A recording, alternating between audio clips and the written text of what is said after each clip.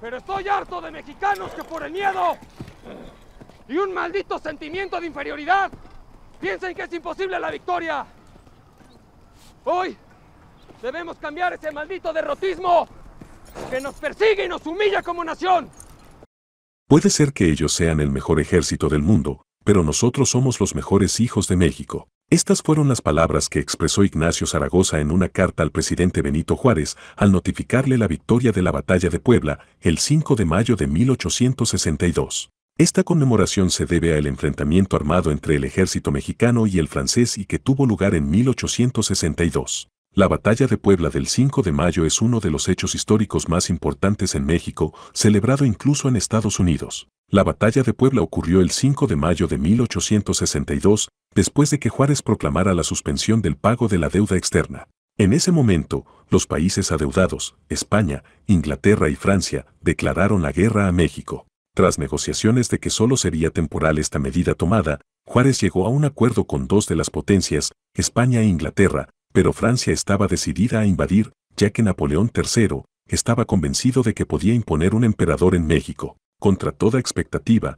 una victoria inesperada llenó de gloria y honor al pueblo mexicano. El ejército mexicano pudo vencer a las tropas más poderosas de ese entonces, las francesas. La batalla del 5 de mayo ocurrió en los alrededores de la ciudad de Puebla en 1862. Para 1860, la situación de México era crítica. Recién se había perdido la mitad del territorio y acababa de suceder la Guerra de Reforma. Debido a esto último, el país estaba dividido entre liberales y conservadores, y Benito Juárez había llegado a la presidencia. Después de la Guerra de Reforma, Benito Juárez llegó a la presidencia en marzo de 1862, pero se dio cuenta de que el país estaba hecho un desastre.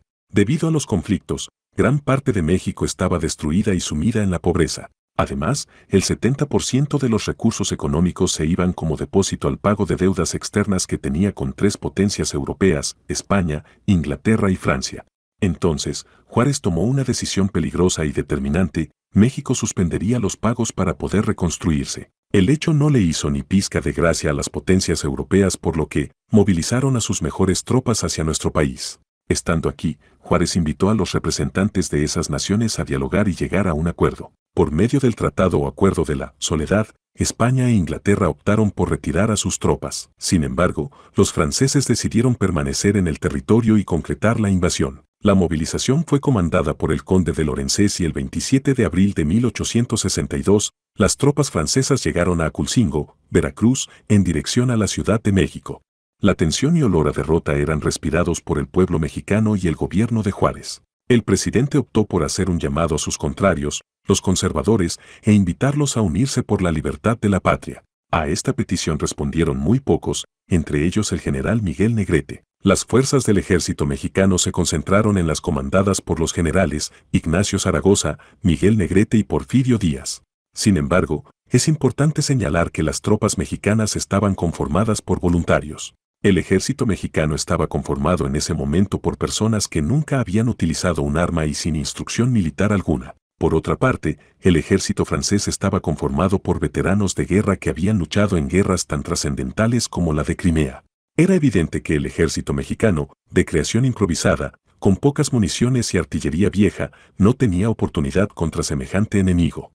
Sin embargo, el peor error de Lorenzés fue dar por sentado que ganarían. Cuando Lorenzés y sus tropas llegaron a Puebla, a sabiendas de que Zaragoza había fortificado los frentes de la ciudad, decidió, por mera prepotencia, atacar de frente a las fuerzas mexicanas.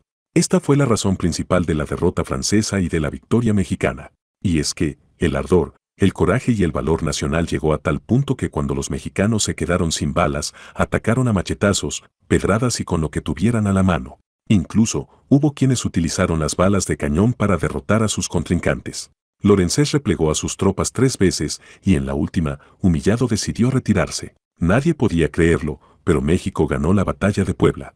Entonces, Ignacio Zaragoza mandó una carta al presidente Juárez en la que se leía: puede ser que ellos sean el mejor ejército del mundo, pero nosotros somos los mejores hijos de México.